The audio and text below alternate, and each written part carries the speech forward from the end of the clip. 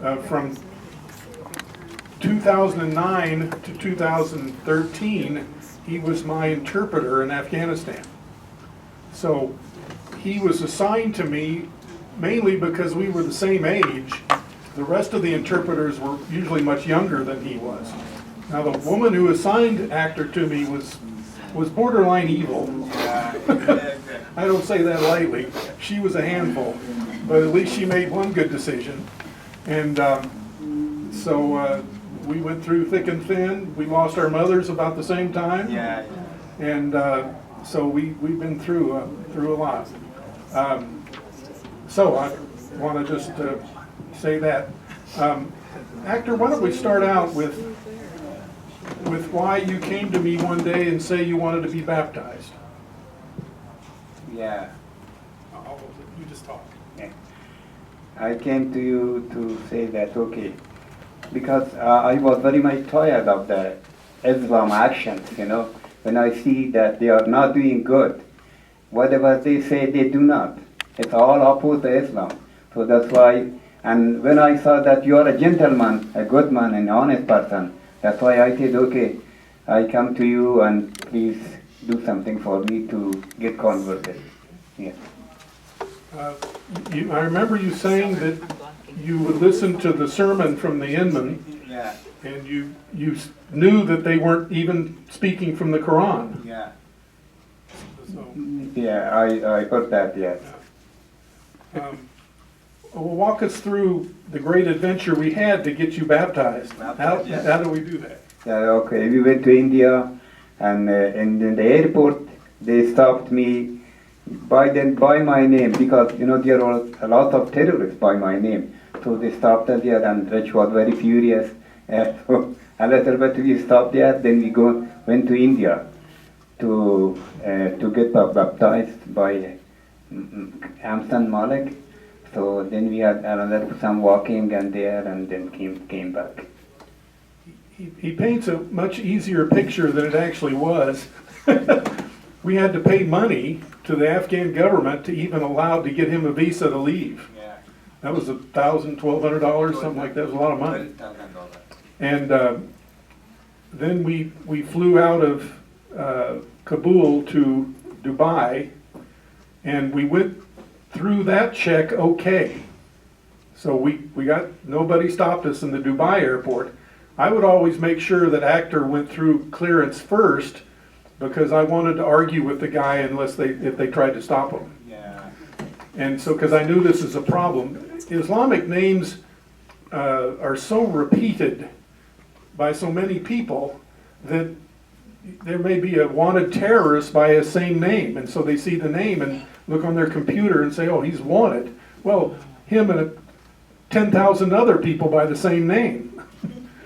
So anyway, we got through Dubai, and then we flew to India on the East Coast, and it starts with a V, Vishnamu, whatever, I couldn't pronounce it if I wanted to.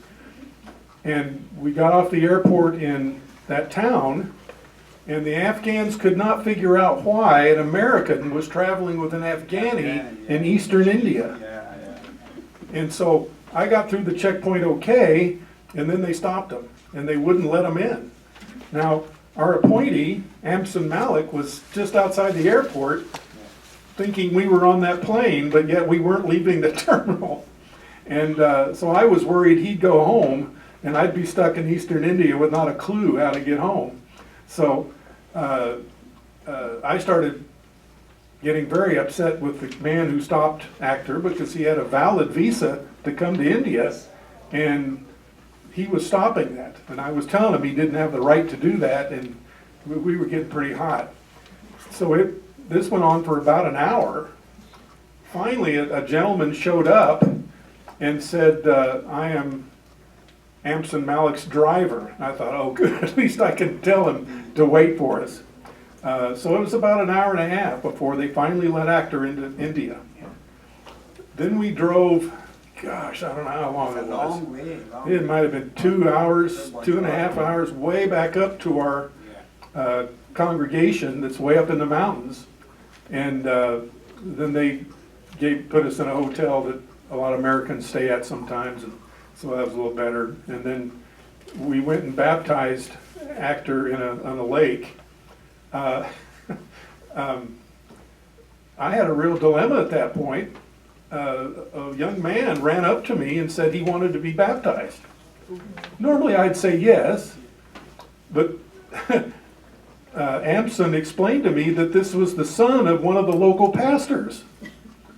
And I'm thinking, oh, what do I do now? The son's going to go home and tell his dad, well, this American was here and baptized me, so you don't get to.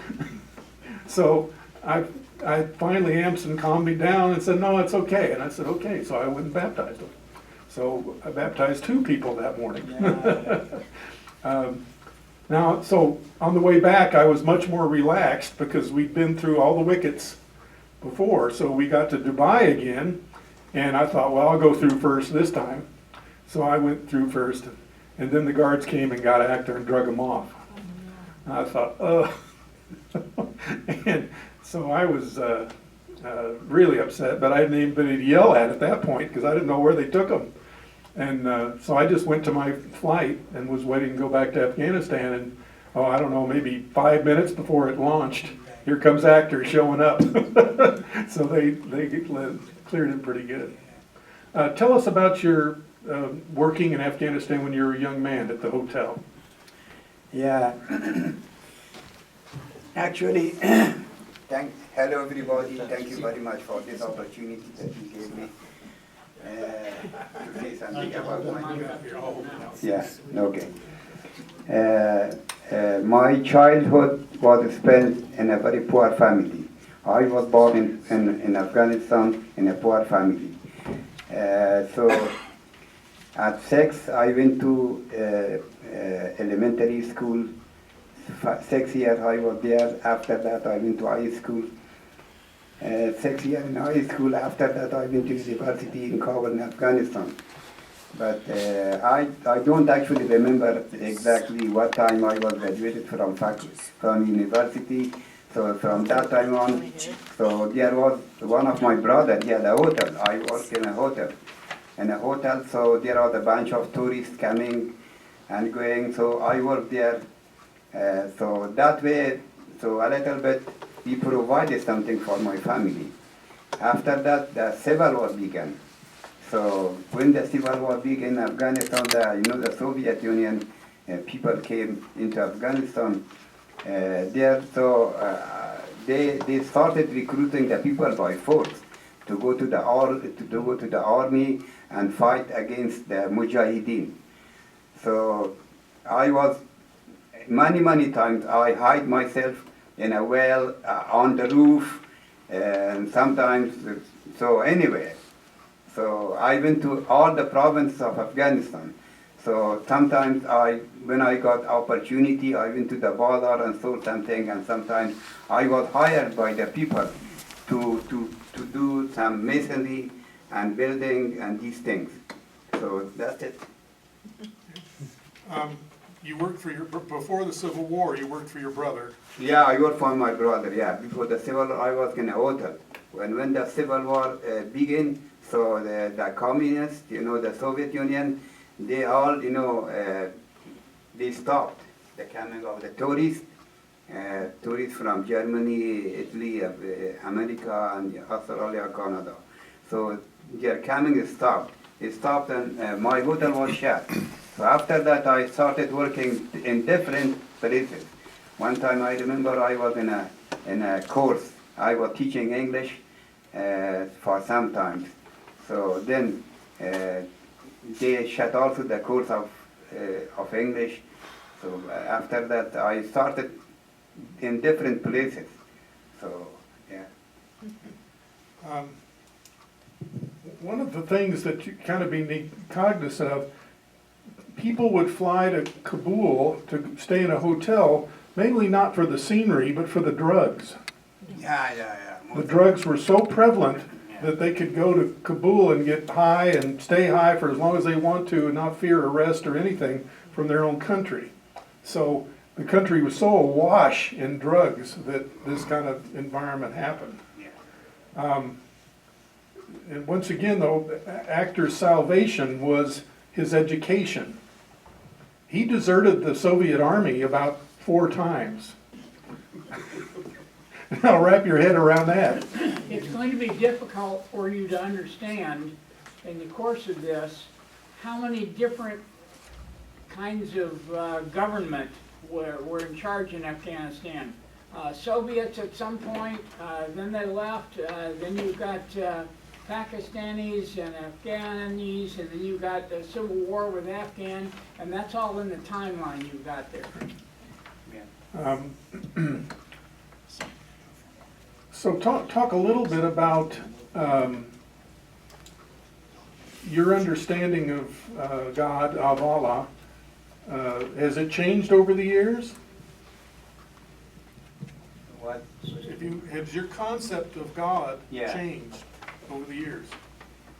No, it did not change. Actually, I had enough opinion that, okay, God sent a lot of messengers to the earth to lead the people, because at that time the people were, they were taking a wrong direction. That's why Lord, sent, messengers. One of the messengers was, Christ.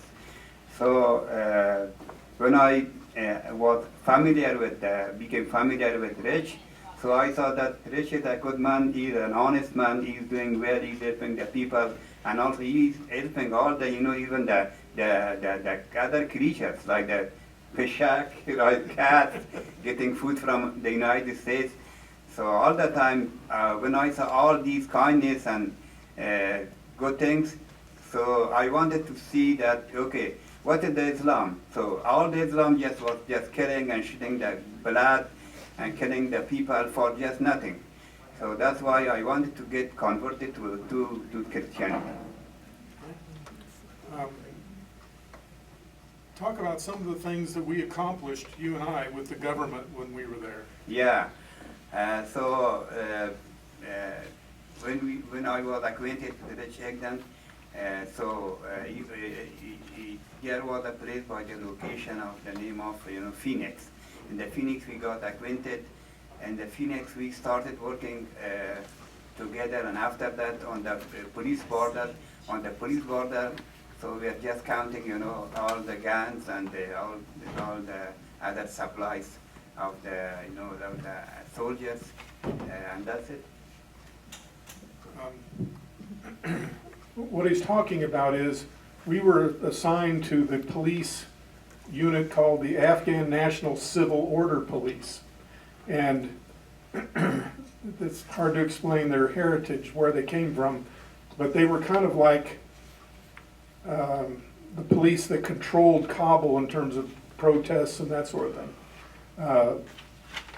I was assigned as their senior mentor, so I talked to them about logistics and about all kinds of issues.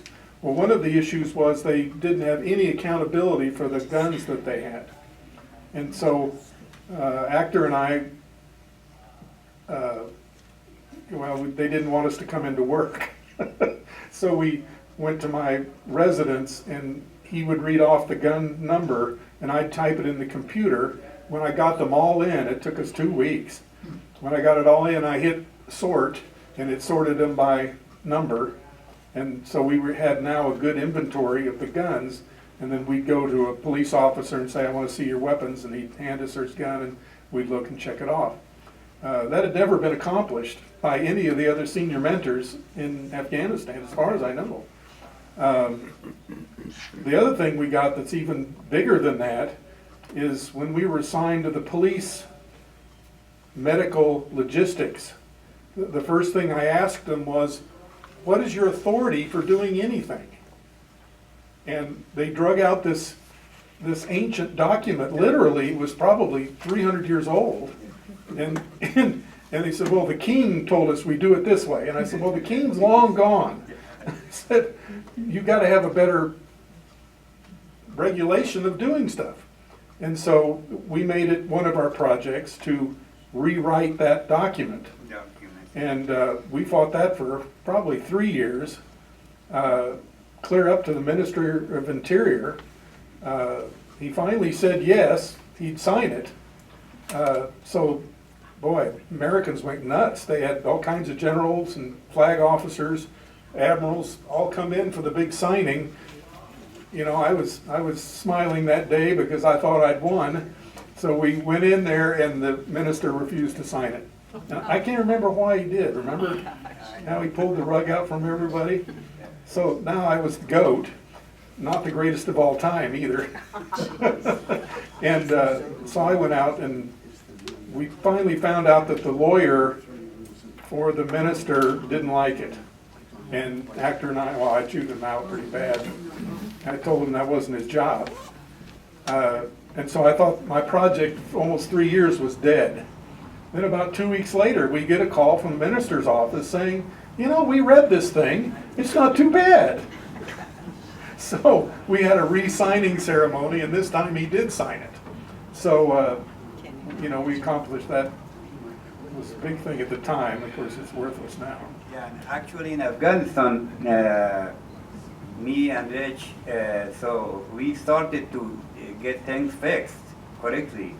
But even the top guy did not want it. They said it should be like in a wrong way, you know, because they were all involved in bribery and corruption and everything. Yeah. We were the only people to do things wrong. Yeah. Part of the thing is, I knew that these people wouldn't sign it if they didn't get their cut. Now, that was against everything in my fiber to do something like that, because that's not the way we do it in the U.S. We cut out graft and things like that. There, you have to kind of admit that it's going to happen and deal with it. And so I had to make sure that I didn't stamp on anybody's toes too hard to get this thing through. I wasn't so more concerned with the ministers who were stealing at high levels. I was concerned about the people that I dealt with that had to in-process medical supplies and issue them and that sort of thing. I wanted their life to be easier. And so, you know, at least we got that done. That was, I thought, a pretty big accomplishment. But I'd never run into anything close to the kind of graft and greed and barbary that I found there. I learned pretty quickly. There was one brigade that was off the books, and we started going there, and I became good friends with the commander there, and we even met the vice president of Afghanistan one day when we went over unexpectedly, and he was having lunch, so we all sat down.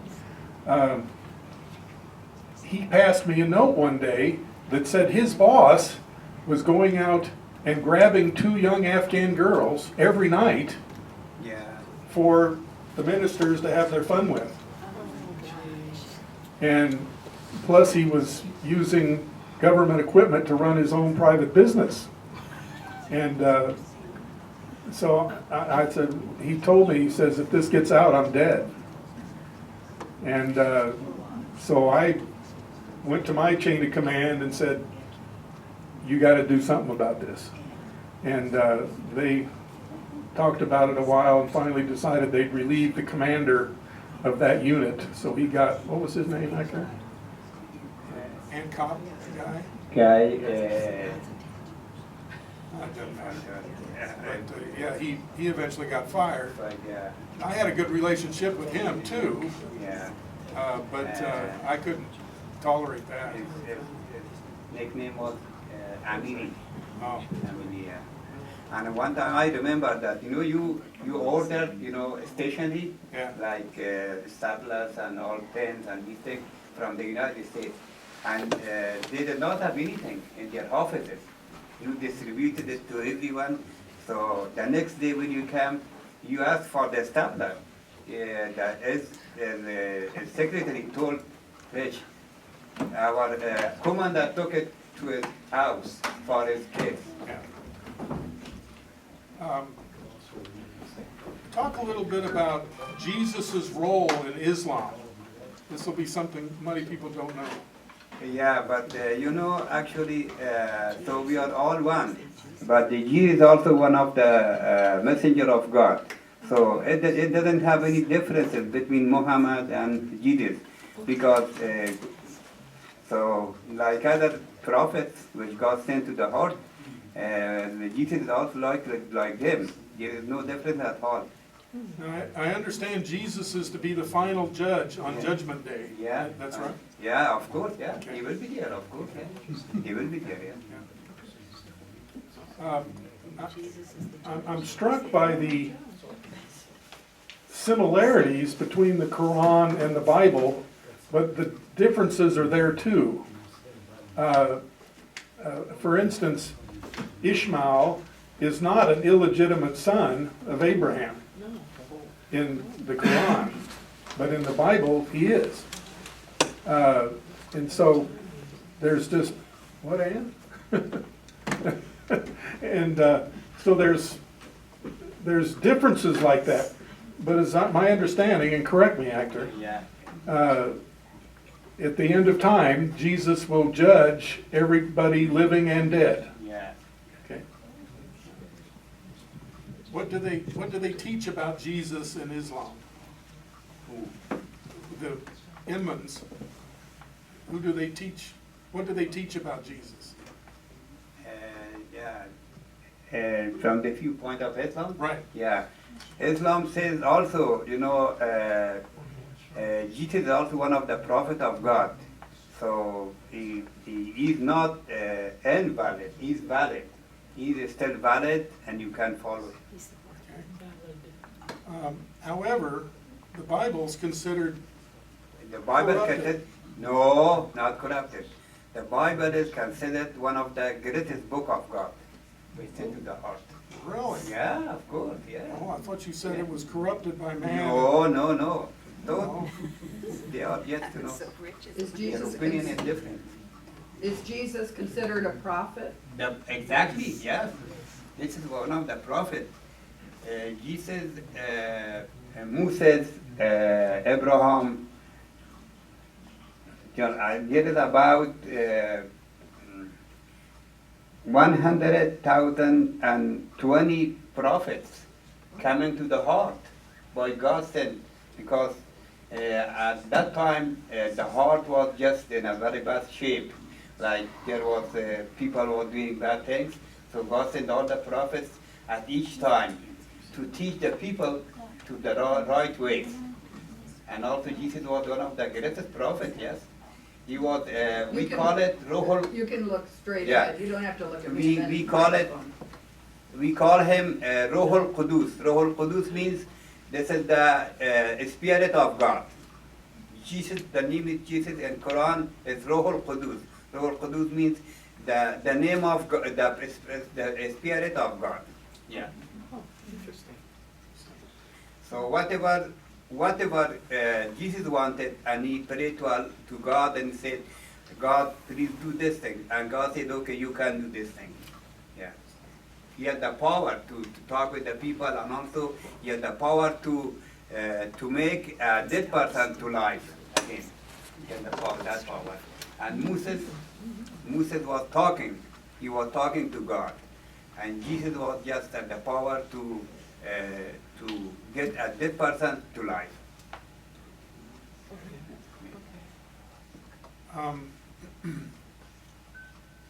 Yeah, he's one of the greatest prophets of God, yes. It's already in the Quran. I show you in the Quran. And he's a good man, yeah. There is no difference. But we people are different. You are thinking different about that. This is very educational for us. Yeah. One of the things that, I don't know what actor would tell them, but often the Inman would show up and debate me. And so we would have a Christian Islam debate. And so as a present, I got online and got a Bible version in Dari. There's not many, but I got one, and I handed it to him as a present. I made a terrible mistake, because it was a capital punishment to be caught with a Bible in Afghanistan. Am I right? Yeah, you're right, yes. Yeah. Yeah. And I didn't know that, so I hope Yeah. we got rid of it. Yeah, it's all right, yes. But God says none of the prophet is bad. They are all good people you know, they were the best people of all of you. Like, one is good, one is better, the other is best. But all the messengers, including Christ, they were all the good, the best people that God sent them to the heart for the people to direct them to the right direction. Yeah, we believe in that. I'll show you in the Quran. In Quran says, you know, Christ is the best person. Yeah. Now, as a curiosity element, tell us about the jinn. Jinn, yeah. Actually, there are three types of jinns. One is called devil. The devil is just, you know, they are doing bad actions against the humanity. The other is jinn, but jinn is also in two divisions. They are divided into two sections. One of type of jinns are just, you know, for the benefit of the human beings. At the end of the time, when you need a jinn, sometimes you are in desert alone. You are in desert alone and you have no one to help you. Jinns come to you and say, what do you want? I will direct you to a right way and they help you. Some of the jinns, they are just for the death benefit. They are not for our benefit. Yeah. These are genies. Genies. They are called genies. Small. I have seen them. Genies, yeah. Now, But devil is different. Devil is different. Devil is the Satan. The Satan is the different. now you said one jinn helped you to get home one time. Yeah. Tell us about that experience. Yeah, one time I was in a garden that I was watering. So it was the night time, so it was too late. So a person appeared there and told me, what do you want? You are alone here? I said, yes. I'm waiting for someone to take me home. He said, okay, let's get along. Then he started talking, and we arrived home. And when I arrived home, it disappeared. In the morning when I asked from a scholar, the scholar told me he was the helping jinn, that he helped you to arrive home. Yeah. Tell us about your brother. I don't know how many brothers did you have and sisters? No sister, just 4 brothers. Okay, what happened to them? One of my oldest brother he was a university teacher. So he was about 75, he died in Afghanistan. The other he was an addict for the drug. He went to Iran. In Iran, he got deep into drug, and he died over there. One of my brother was driver. He was a good man, so he was driving. He had a good life. He was very honest guy, so he also deceased, died. One of my brother, he was my youngest brother. His name was Amir Muhammad. So he went to the army. When the army, he was ambushed. He was ambushed and did not come back home. Soviet Army. Soviet Army, yeah. In Soviet Army, yeah. At that time there was Gulbuddin. Gulbuddin was the leader of Islam. He is still with Taliban right now. With Taliban. Taliban loves him a lot. They give him a good castle, good car, everything. Yeah. Now tell us about your family. Your first sons. Yeah. And then start with your first sons. Yeah, first son. Okay, yes. I married about 30 years ago. I married with my first wife. Her name was Shah Jahan. So for about 23 years she was with me. After 20 years, one day when I went home, I thought that she was sick. I didn't know about her sickness. She got her kidney problems. So then I sent her to the doctor. Actually, at that time, it was time of Karzai. So doctors were not good people. In Afghanistan, we call the doctors butchers. But in the other country, they are good. They are doing good things for the people, for the sick people. But in Afghanistan, when you go to a doctor, the doctor says, okay, this prescription for today, you again come tomorrow and tomorrow and tomorrow and tomorrow. So the doctor makes a customer of you. You should come to the doctor full year to give him more money, the same medicine, the same medicine. So they did not know about the disease of my wife. So finally I got her to Pakistan so many times, to Islamabad with my first son, Rashid. Now he's in Afghanistan. So he was not treated very well. So finally she died. Yeah. The other of three of my sons, they are living in California. They graduated from high school and they could not find any chance to go to the university. Right now in California, they are working there. They came out of Afghanistan under a program called Special Immigrant Visa. When Akhtar worked for me in Afghanistan, each unit on the camp, on the base, was allowed a quota to put one person in. I think it was every quarter, and for years they passed over Akhtar, even though I was arguing that he should get one because he was a senior mentor, because he'd been there so long. But for various reasons he kept getting passed over, and I'd finally had it.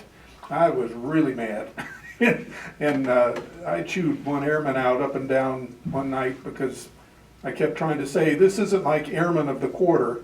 I said, you're saving this man's life by giving him an SIV. And we fought and fought. Oh, it was ugly. Finally, I just had it with the medical side of the house. So I went to some of my friends who were in other units who didn't give away their quota. And I said, is there any way you could put my friend Akhtar Mohammed Fedaye in for an SIV? They said, oh, we'd be happy to. So he actually came in under another units than the medical side of the house. So that qualified for him and his family. And so we were able to get, his wife had died after I left, so we were able to get him and his boys out and got them to California. Then Akhtar went back to Afghanistan, a move I didn't particularly think that was a great move, but so he went back and then married this his current wife, Shagol.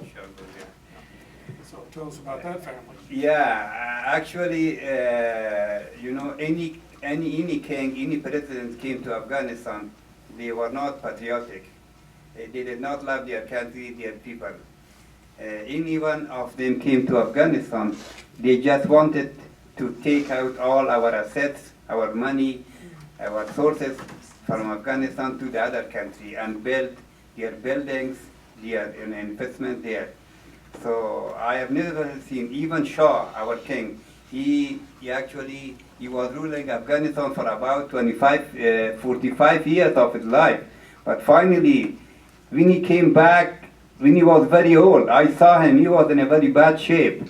When he came to Afghanistan back in time of Karzai, in Afghanistan, if you want to sell a unit of the army or police, to sell it for the people, it's a big crime. So he said to Karzai, okay, this brigade and all the police, all the army locations, he said, this is all my lands, my own lands, sell them. So finally, they called the police, get away from there, and they sold it and put the money, and also the money, all those money went back to Italy for him. Yeah, this is a great crime for Shah, and also for Karzai, but Karzai is still alive. So now it's not in my hand, otherwise I kill him. Then after Karzai came Ashraf Ghani was the same guy. He did the same thing. He got away when he get out of Afghanistan. So money bag full of dollars. He came to, now he's in Lebanon. He's living in Lebanon. So he's not a good man. So Afghanistan now is empty of everything. So we had everything, all the sources there. He got out all the sources. Now our people are very poor, starving, very starving, no work, no job, yeah.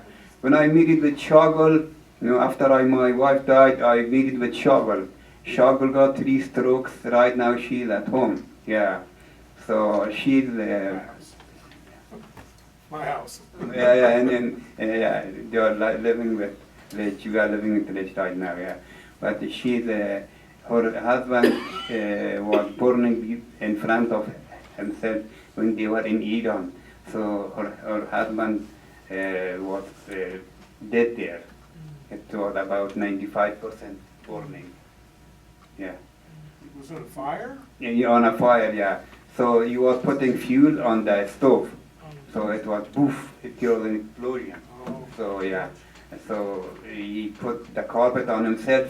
The carpet was from plastic. The plastic took a lot of burning and he killed in front of her. So Parisa and Fatima, both of them were born in Iraq. Iran. Yeah, yeah. Parisa was 2 years old and Fatima was about 18 days old. Yeah. Okay, these are his 2 older daughters that are 20 and 21, somewhere in that neighborhood, Parisa and Fatima.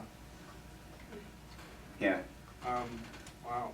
But they came to back to Afghanistan. In Afghanistan, she started working in a tailor shop. So somehow she left there and raised them up and put them in school.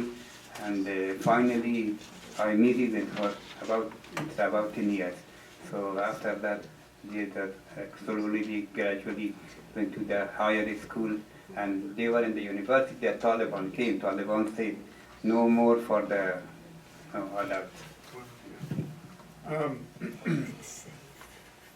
One of the rough experiences I had was, see, when you show up at a checkpoint, American checkpoint, you have to go through and show them your badge and make sure they think you're cleared to go onto the base.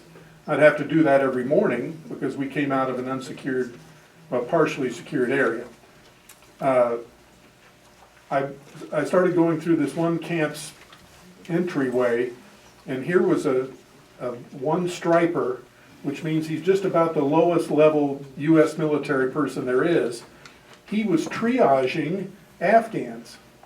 They would bring their broken arms and limbs and burns and to the front gate and say, please let me in for medical care.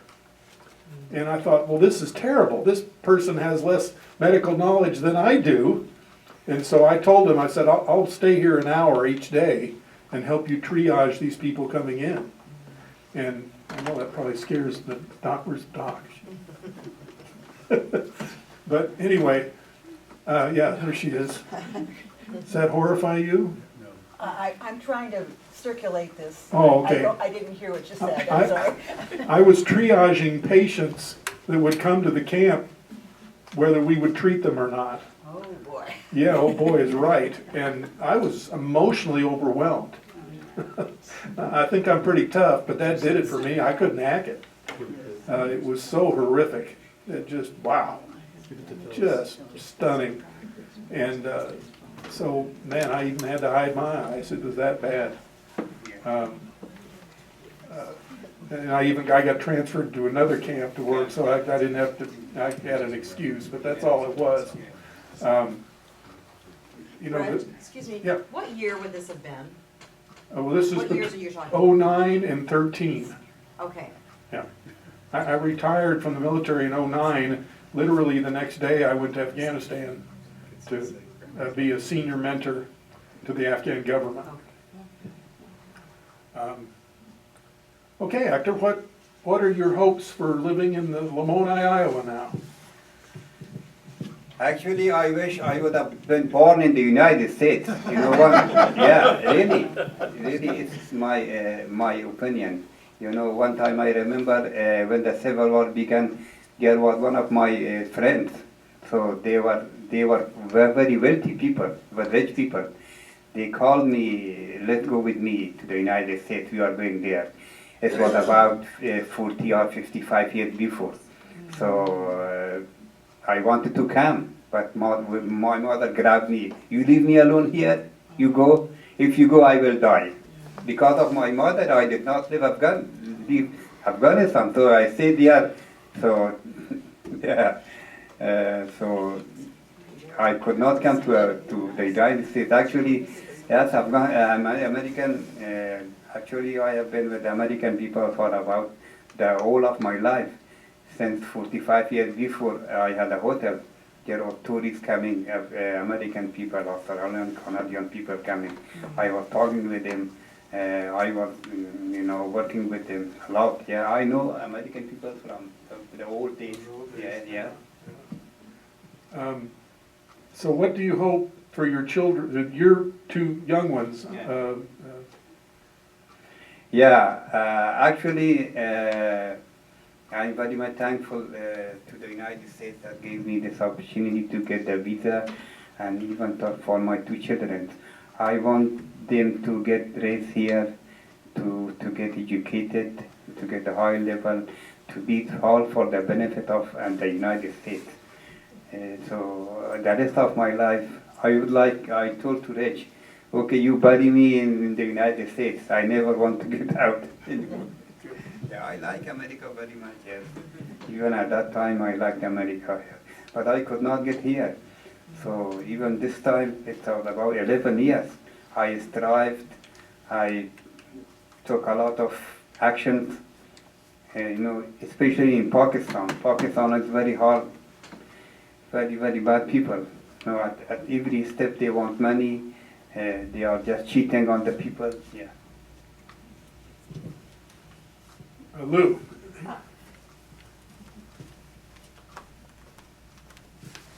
Akhtar, we're so pleased to have you here, but I'm sure that your relationship with Rich was a very important reason why you chose to be baptized, chose to become a Christian. And as you live more here and in relationship with the community of Christ, you'll find that the community of Christ is a very unique and wonderful thing of Christianity. I mean, it has many unique things.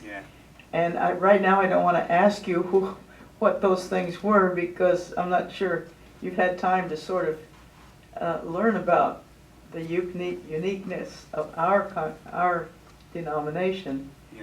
But when you chose to be baptized, you were being baptized in a worldwide fellowship of people.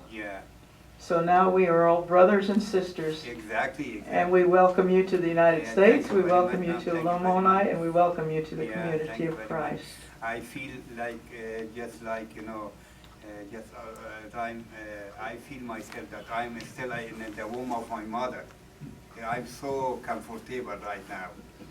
I don't see anything hard here. Everything is good, everything is comfortable, and I feel free here.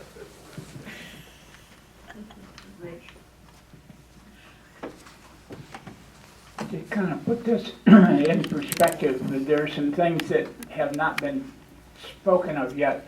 When Akhtar says that he's been working at this for 11 years, you need to read the timeline that has been passed around and see what kinds of administrations and what kinds of leadership of Afghan and that part of the world have happened in those 11 years. He's now here with his second wife, who does not speak English, with his two older daughters, who don't speak very much English, and with his two young kids who don't speak English. The two youngest children are now enrolled in Lamoni School District, and the older of those, the daughter, is just thrilled to death. She's having a wonderful time at that. Somehow or another, we need to find ways to help them adapt to our culture. Akhtar and his family have applied for residency out at Crown Colony, but because of the rules of the rural development, they can't all stay in the same room or in the same facility, because there's a maximum of residency of 4. So we're working to try and get residency approved for his wife, so that the two older girls can stay in one apartment, and Akhtar and his wife and the two younger ones can stay in another apartment. That much has been approved, but we've not got the approval for the two daughters or his wife yet. So we're still working at that. Anything we can do that will improve their linguistic ability and their connection to the community will help. Rich?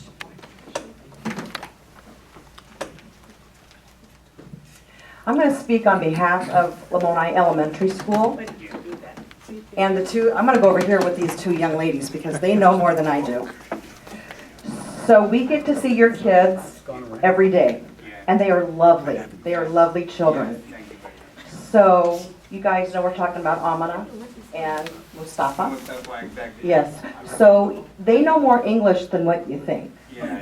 So I work with them with math, and they know their numbers and everything. These two girls get to see them every day in their class. So, do you guys want to say anything about our two friends that are new from Afghanistan?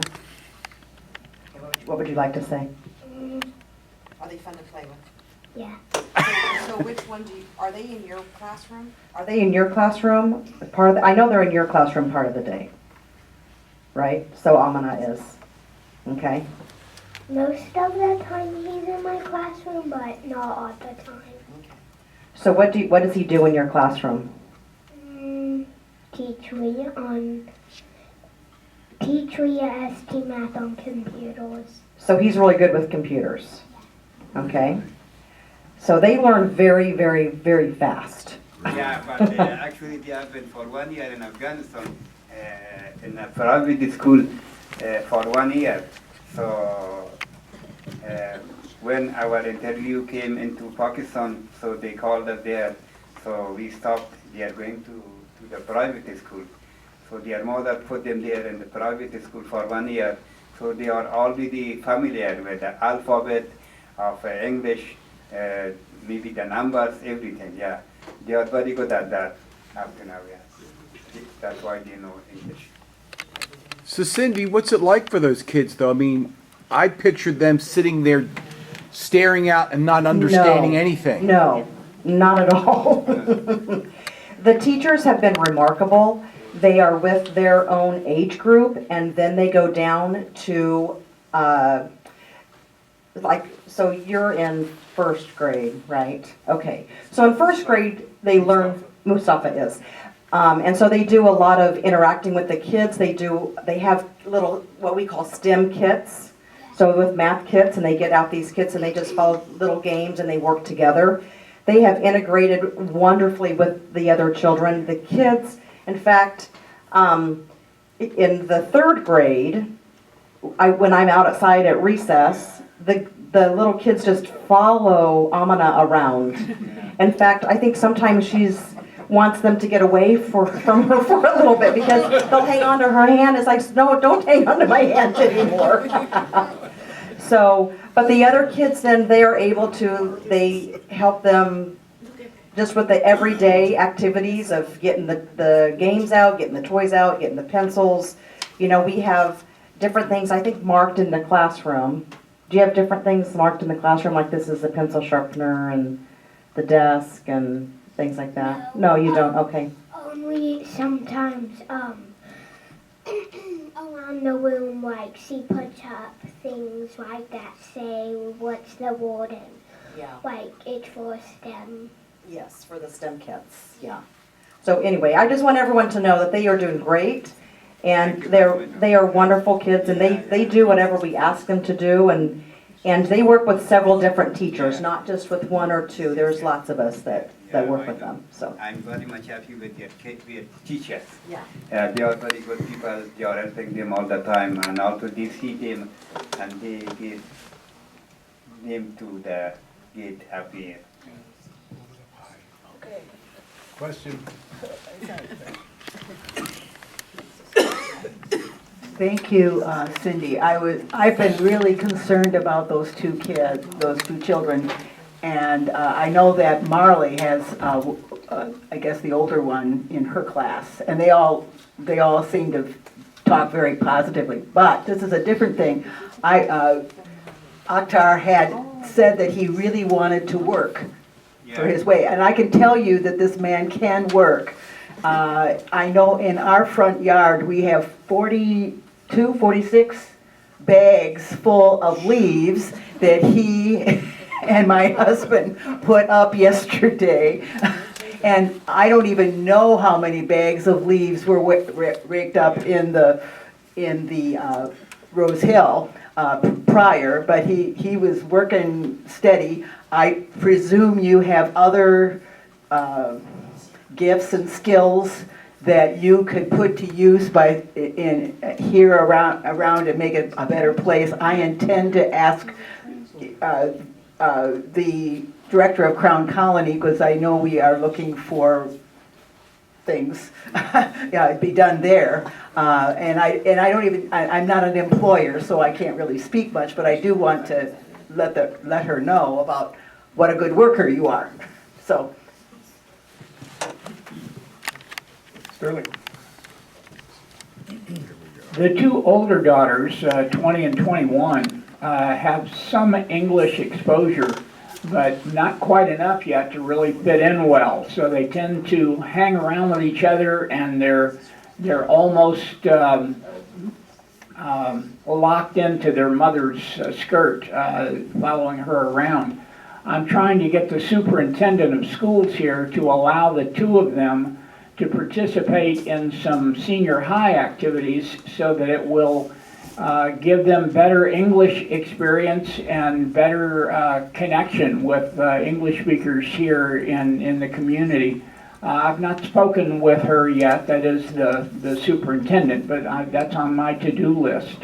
Hopefully we can get them engaged at Graceland before very much longer so that they will have even more of that kind of socialization.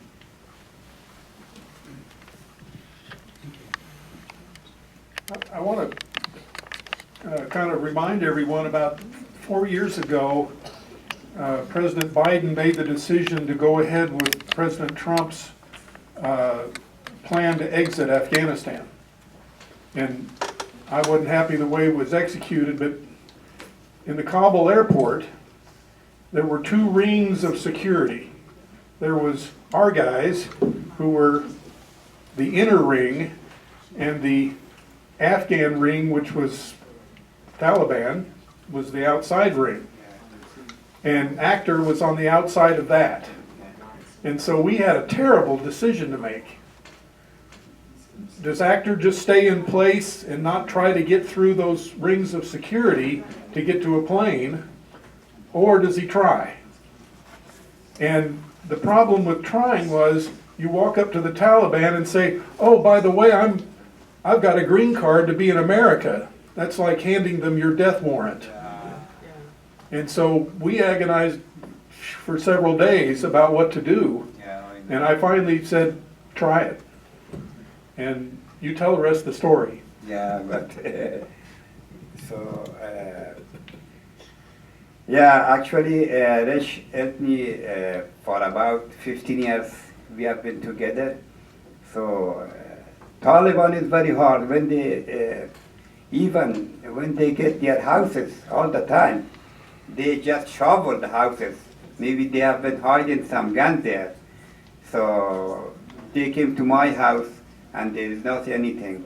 You know, I was here in the United States. But Taliban is very hard on the people who are working with the United States. They gave them and just, you know, shoot them, and if their wife is young, say, okay, you marry with me. The same thing in Islamabad. One of the general attorney, she said to my wife that my husband was killed by Taliban, and they asked me, let's get married with me. I said, no, you killed my husband. Why I should marry with you? So this is all happening in Afghanistan by Taliban, yeah. That's why I got through, I came to Islamabad on the border at a medical visa. So I did not show my card, my green card to them. In Islamabad, I stayed here for 3 months, and even at that time, Rich was sending me some money in Islamabad to help. the people from Islamabad. I came to Abu Dhabi, from Abu Dhabi to Chicago. In Chicago, I called Rich. Rich came with car for about 24 hours. He drove. Yeah, 6 in the morning, 6 in the other morning. So finally we arrived here. Luckily, that day, Akhtar approached the Taliban and they just sent him away. So we tried, but I was sick. I was so worried about him. Deborah had to talk me down from going out there, but I knew I couldn't get into the airport, let alone, you know. But then I learned that our special operators, military, had organized a rescue plan. They went to Kabul, don't know how they got in. Then they smuggled Afghanis out of Kabul into the airport. Of course, they kept this quiet because that's what they do. Wow, if I'd have known that, that would have been a different equation. So, boy, talk about some brave Americans. That was amazing.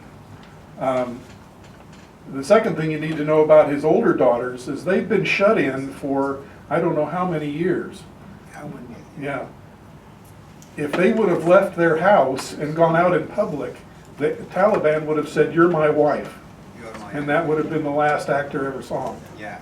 And the first time when Taliban came in power, he said the same thing.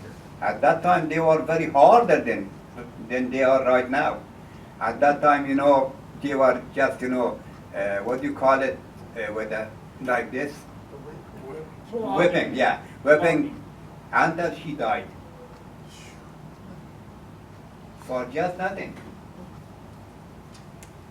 And the second time when they came, they were a little bit good, but still, later they became more violent with the people. When I was there was actually a protest by women. They marched and had signs, and that was a proud day for us Americans. That was amazing to see. I remember that very well. Yeah. So, wow, what a great thing. But now the Taliban are back in charge, and it's pretty grim. Are there any other questions? Lori? So, Akhtar, I keep thinking about all you've experienced, all the deaths in your family, and all the atrocious things that I can't even wrap my head around.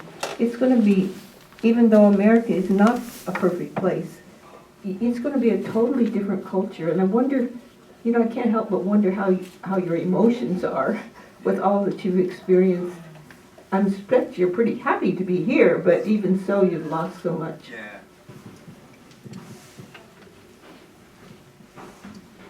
She wants to know how your emotions are. Yeah. My emotion and my feeling is very good when I'm here. So I say this is my motherland. Actually, I was born in Kabul, in Afghanistan, but still I like this land. It's a good place. So when you are happy, when you are good, that place is a good place for you. So whatever else I want to go to. But you've relaxed quite a bit. Exactly, yeah. I relax here, yeah, I relax. I want to work very hard. So the other day, Jim, he saw me that I was working very hard, putting all the leaves in the bag, and yeah. I want to be working hard that I'm very hard, even I'm 66. Very good. Rich, let's ask Zoom. Oh yeah, does anybody on Zoom have any questions?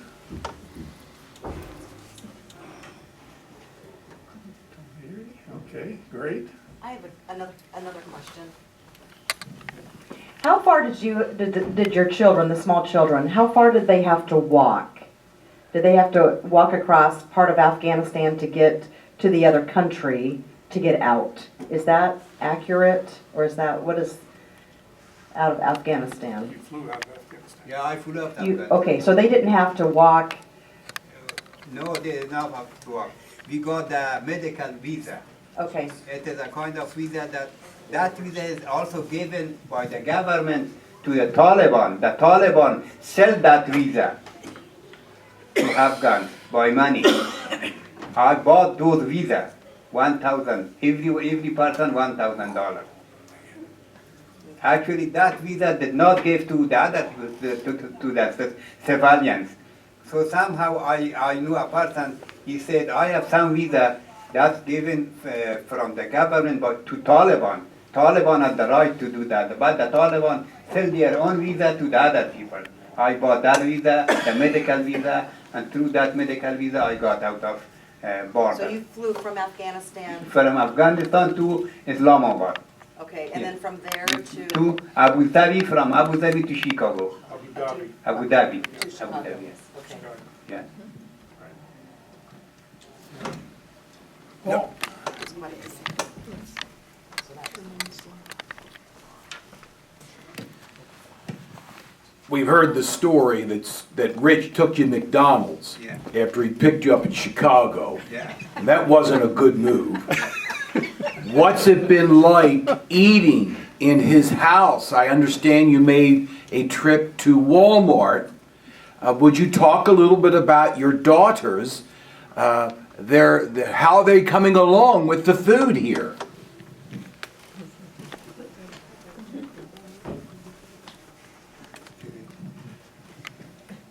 talk about how we eat at the house. Yeah, but since we came here, so it's wonderful. So anytime there is no food in the refrigerator, they take all of us to the Walmart, and on the way they give us pizza and everything we want. He's buying us. He says, "You're my brother. You can stay with me all the time, anytime. You're my brother." Yes, I feel him more than my brother. But there's certain food they can't eat, right? Yeah. Are they happy with what's available to them? Are they happy with the food? Yeah, they are very much happy.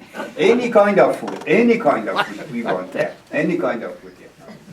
Now, the one thing the way we eat is I cook my stuff and eat it.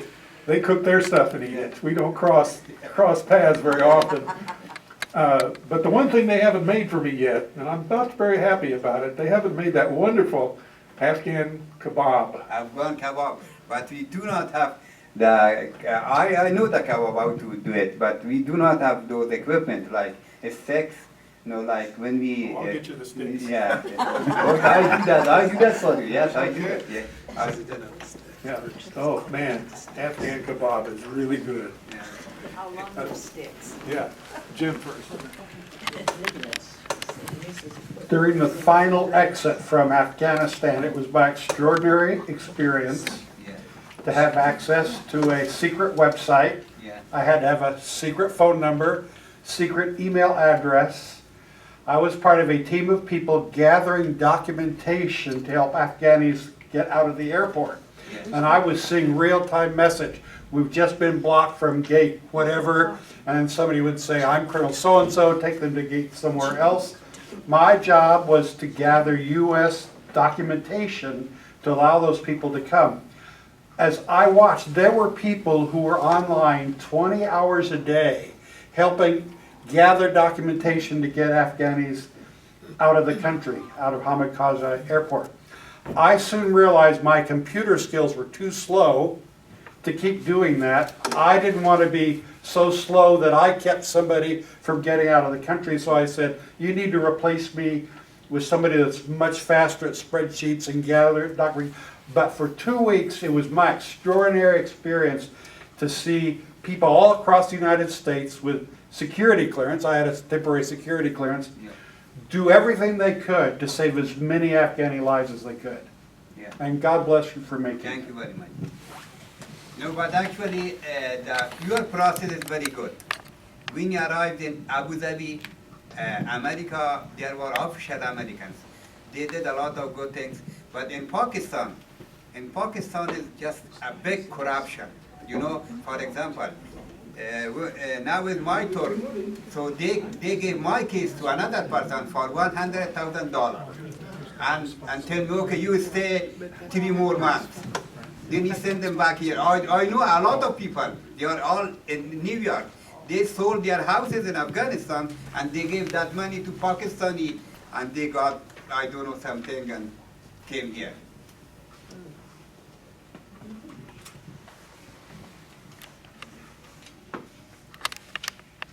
What about TV? Are your kids watching TV?